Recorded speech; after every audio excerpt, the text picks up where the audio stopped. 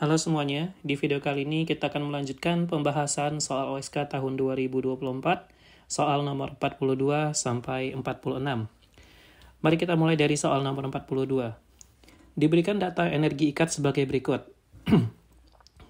Jumlah kalor yang menyertai disosiasi molekul etilamina menjadi etilena dan amonia pada fase gas adalah.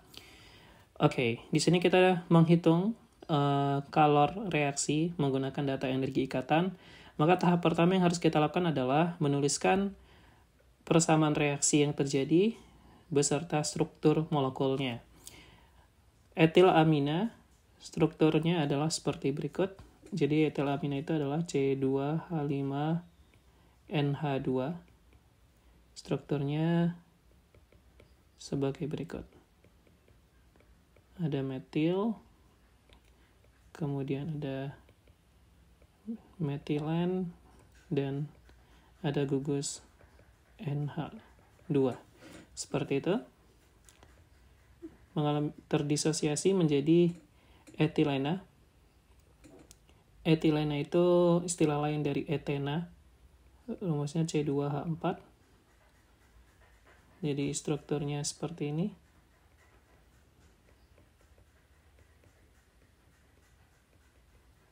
Ini adalah etena.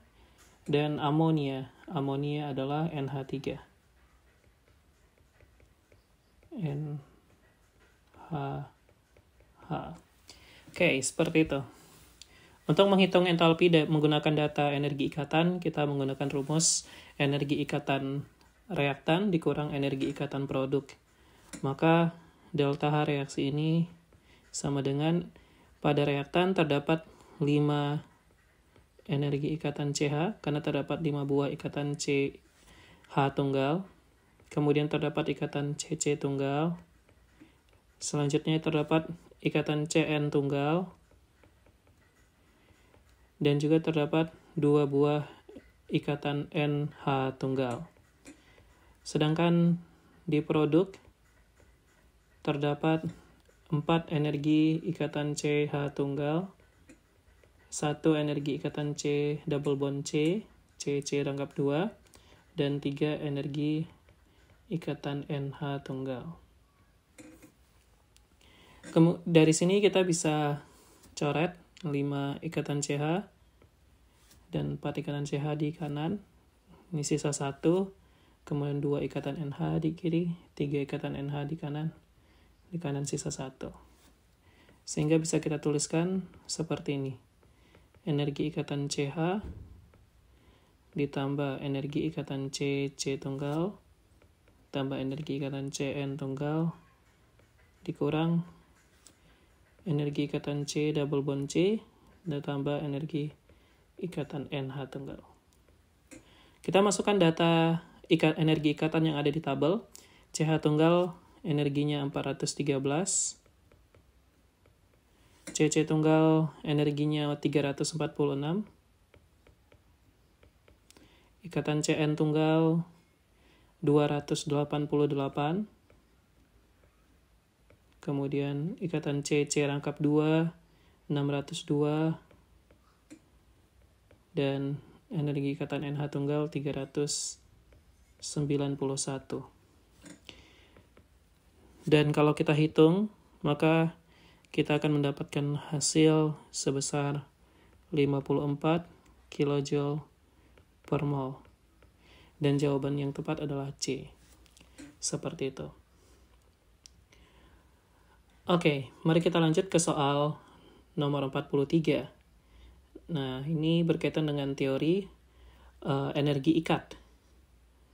Pertanyaannya adalah, pernyataan berikut yang tepat mengenai energi ikat adalah: pernyataan pertama, energi ikat hanya dapat digunakan pada penentuan panas reaksi atau kalor reaksi untuk reaksi-reaksi dalam fase gas. Pernyataan ini benar, dikarenakan energi disosiasi ikatan itu harus diukur dalam fase gas ya. Jadi kata kuncinya adalah dalam fase gas. Karena kalau dalam fase padatan maupun dalam fase larutan ada pengaruh dari interaksi-interaksi yang lainnya. Contohnya dalam fase larutan nanti ada pengaruh antara pelarut dengan zat terlarut sehingga mempengaruhi nilai energi ikat. Seperti itu. Kemudian pernyataan kedua, energi ikat adalah energi yang dibutuhkan untuk memutuskan maksudnya seperti ini. Energi yang dibutuhkan untuk memutuskan 3 ikatan NH pada molekul NH3 secara berturut-turut adalah sama karena 3 ikatan NH tersebut ekuivalen. Jadi maksudnya seperti ini ya. NH3 itu kan memiliki 3 buah ikatan NH. Nah, di pernyataan 2 dikatakan energi pemutusan ikatannya itu sama semua. Jadi misalkan pemutusan ikatan NH yang pertama misalkan ya, butuh 100 kJ misalkan untuk memutus satu ikatan NH, sehingga dibentuk nantinya NH radikal dan H radikal seperti ini. Kemudian pemutusan ikatan yang kedua, ikatan NH berikutnya diputus, energi yang diperlukan sama misalkan 100 kJ, sehingga dihasilkan NH, ikatan NH-nya tinggal 1. Ini radikal. Dihasilkan 2 buah hidrogen radikal. Nah, maksud pertanyaannya seperti itu. Jadi, pemutusan yang terakhir juga akan sama nanti energi yang diperlukan. Namun, pernyataan kedua ini kurang tepat ya. Tentunya, energi yang diperlukan untuk memutuskan energi ikatan NH yang pertama, kedua, dan ketiga nantinya akan berbeda. Kenapa? Karena spesiesnya sudah berbeda. Kalau yang pertama NH3, nah pemutusan ikatan yang kedua itu berasal dari spesies NH2 radikal, yang tentunya kekuatan energi ikatan NH-nya berbeda dengan yang kondisi awal. Hal ini dibuktikan dari data berikut. Misalkan kita punya molekul CH4. Energi yang diperlukan untuk memutus ikatan CH yang pertama itu adalah 439 kJ per mol. Dan energi yang diperlukan untuk memutus ikatan CH yang kedua adalah 460 kJ. Ikatan CH yang ketiga 423. Dan ikatan CH yang terakhir butuh 339. Maka dari itu, energi disosiasi ikatan untuk pemutusan ikatan CH adalah rata-rata dari keempat energi tersebut, yaitu 414 kJ per mol. Yaitu rata-rata energi ikatan rata-rata kita sebutnya. Kesimpulannya, energi yang diperlukan untuk memutuskan ikatan NH pada proses yang pertama, kedua, dan ketiga tentunya berbeda, dan data energi ikatan yang sering muncul di soal-soal termokimia itu adalah energi ikatan rata-rata dari setiap proses yang berlangsung. Jadi jawabannya yang kedua itu salah ya. Kemudian yang ketiga, ikatan NH pada beberapa molekul berbeda seperti NH3 dan CH3NH2 memiliki nilai energi ikat yang sedikit berbeda. Jadi maksudnya seperti ini. Kekuatan ikatan NH pada NH3 dan CH3NH2 itu berbeda. Oke, kekuatan ikatannya berbeda sehingga menyebabkan energi disosiasi ikatannya juga berbeda. Nah, hal ini benar ya. Kenapa? Ini bisa dibuktikan dari data di tabel berikut. Coba kita perhatikan. Energi ikatan CH pada senyawa metana, energinya adalah 439 kJ per mol. Sedangkan energi ikatan CH pada molekul etana itu adalah 423 kJ per mol. Artinya apa? Untuk ikatan yang sama, jika berasal dari molekul yang berbeda, maka energi ikatannya akan berbeda pula karena ada pengaruh gugus samping. Seperti itu. Jadi contohnya ikatan CH di sini, hidrogennya terikat pada gugus metil kalau di sini. Kalau etana, hidrogennya itu terikat pada gugus etil. Nah, gugus metil dan etil memberikan pengaruh efek yang berbeda terhadap ikatan CH tersebut, sehingga energi yang diperlukan untuk memutuskan ikatan CH akan berbeda pula. Seperti itu. Maka jawaban yang tepat adalah 1 dan 3, maka opsinya adalah C. Seperti itu ya. Oke, ini kalian boleh dicatat nih. Ini sangat penting. Ini sangat teoritis ya. Mungkin kalau di buku-buku SMA tidak sedetail ini pertanyaannya. Oke, mari kita lanjut ke soal nomor 44. Tabel berikut menunjukkan 3 senyawa yang berpotensi sebagai bahan bakar alternatif. Urutan senyawa berdasarkan nilai energi pembakaran per satuan volume adalah... Oke, mari kita lihat. Data yang diberikan adalah nama senyawa, rumus molekul, densitas, dan entalpi pembakaran dalam satuan kilojoule per mol. Sedangkan yang ditanya adalah energi pembakaran per satuan volume. Maka kita harus mengubah dari kilojoule per mol menjadi kilojoule per volume, misalkan kilojoule per mili. Nah, bagaimana caranya? Di sini sebenarnya kita bisa menganalisis atau menghitung menggunakan analisis satuan, seperti itu ya. Jadi kita ingin mengubah kilojoule per mol menjadi kilojoule per mili, ya, karena di sini satuan densitas itu mili. Maka idenya adalah ini kita kali dengan densitas saja, nanti muncul gram per mili. Setelah itu harus dikali sesuatu yang lain. Ya, kita tidak menginginkan gram dan mol, maka kita harus kali dengan suatu besaran yang satuannya mol per gram. Supaya kalau kita kaliin semua, ini bisa dicoret gramnya, molnya juga bisa dicoret, sisanya kilojoule per mol. Nah, kilojoule per mol ini adalah delta H pembakaran, delta Hc, gram per mili adalah densitas, ya, kita simbolkan dengan D, densitas, dan mol per gram ini adalah 1 per mr. Nah, seperti itu. Nah, jadi inilah cara kita menghitung kalor per volume dari tiap senyawa.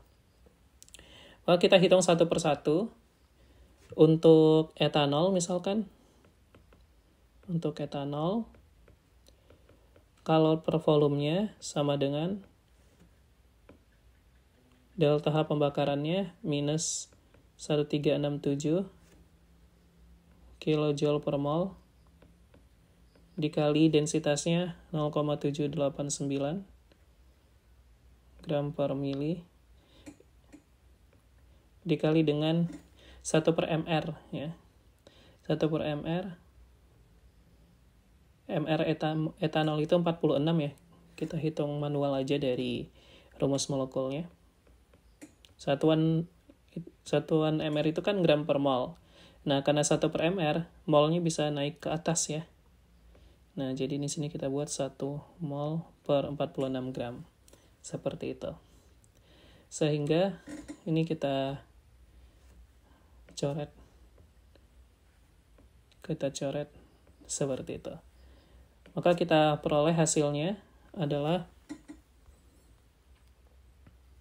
minus 23,45 kilojoule per mili. Oke, dengan cara yang sama, nanti kita bisa hitung untuk nitroetana. Nitroetana.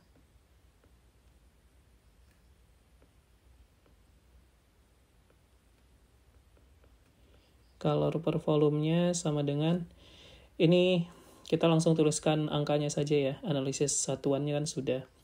Min 1368 dikali 1,052 dikali 1 per mr-nya 75. Nah, ini kita peroleh hasilnya minus 19,19 kilojoule per mili. Selanjutnya, untuk metilhidrazina,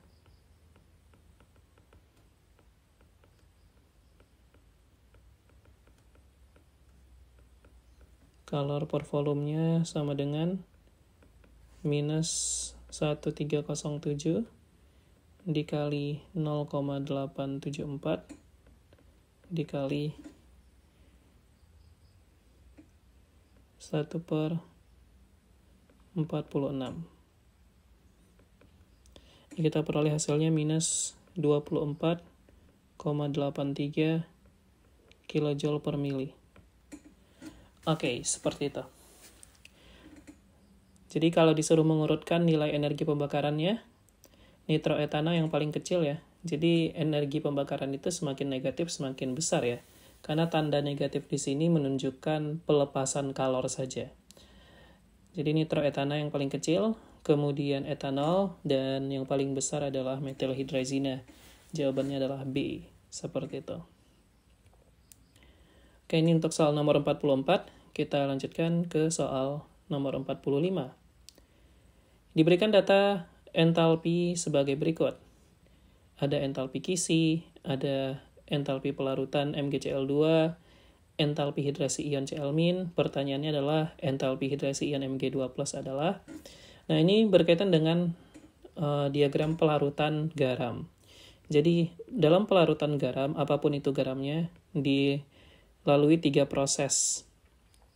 Proses yang pertama, mengubah MgCl2 menjadi ion-ionnya dalam fasa gas.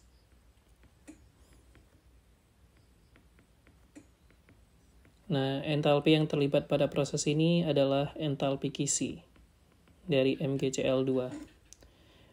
Setelah itu, ion-ion ini diubah menjadi ion juga, namun dalam fasa aquos. Mg2+ dalam fasa aquos, 2Cl- dalam fasa aquos. Proses ini kita sebut hidrasi. Ya, artinya kalau aquos itu ion-ionnya dikelilingi atau disolvasi oleh molekul air. Jadi energi yang terlibat di sini adalah entalpi hidrasi Mg2+ ditambah 2 kali entalpi hidrasi Cl-. Kenapa 2 kali? Karena ion Cl-nya ada 2. Dan kita hubungkan ini proses yang awal MgCl2 solid menjadi Mg2+ dan 2Cl-. Ini prosesnya adalah entalpi pelarutan. Entalpi pelarutan. Nah, ini harus diingat ya. Ini adalah diagram pelarutan garam di dalam suatu pelarut ya. Dalam hal ini air. Seperti itu. Oke. Maka berdasarkan hukum Hess, kita bisa menuliskan hubungan antara ketiga entalpi ini adalah entalpi kisi ditambah entalpi hidrasi Mg2+ ditambah 2 kali entalpi hidrasi Cl- sama dengan delta H pelarutan. Jadi caranya kalau ada siklus diagram energi seperti ini, yang tanda panahnya searah, jadi kita misalkan putar searah jarum jam gitu ya. Delta H kisi dan delta H hidrasi kan searah, jadi dijumlahin. Nah, yang berlawanan arah nanti ada di sisi berikutnya. Jadi kalau ini kita buat sisi kiri, sama dengan yang berlawanan arah delta H pelarutan di sisi sebelah kanan. Seperti itu. Oke, kita masukkan datanya. Delta H kisi MgCl2 adalah 2524. 2524. Yang mau kita hitung adalah entalpi hidrasi Mg2+,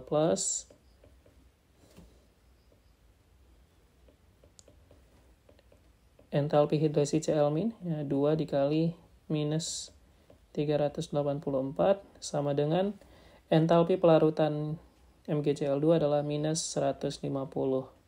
Ini kita selesaikan aja secara matematika. Nanti kita akan mendapatkan entalpi hidrasi Mg2+ sama dengan minus 1000 minus 1906 kilojoule per mol. Jawabannya adalah C. Seperti itu.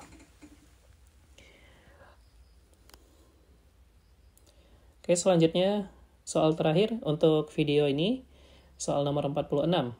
Ini berkaitan dengan kalorimetri. Sebanyak 2,76 gram suatu senyawa CXHYOZ dibakar sempurna dalam bom kalorimeter yang memiliki kapasitas panas sebesar 4.217 Joule per derajat Celcius. Bom kalorimeter direndam dalam 5 retir air yang mula-mula temperaturnya 23 dan temperatur akhirnya 25,4. Diketahui kalor jenis air adalah 4,2 dan kalor pembakaran CXHYOZ adalah minus 3026 kJ per mol. Senyawa CXHYOZ yang mungkin adalah, nah jika ada pertanyaan senyawa yang mungkin gitu ya, nah kita harus menentukan MR-nya. Kemudian nanti MR tersebut disesuaikan dengan MR setiap senyawa yang ada di pilihan jawaban, seperti itu ya. Idenya, bagaimana cara mendapatkan MR? Nah idenya adalah seperti itu. Kita menggunakan data entalpi pembakaran dan data kalorimetri yang ada untuk menghitung mol senyawa CXHYOZ. Pertama, kita hitung terlebih dahulu kalor pembakaran senyawa CXHYOZ ini, atau kalor reaksinya gitu ya. Kalor reaksi pada kalorimeter bom itu sama dengan minus kalor air ditambah kalor kalorimeter. Oke.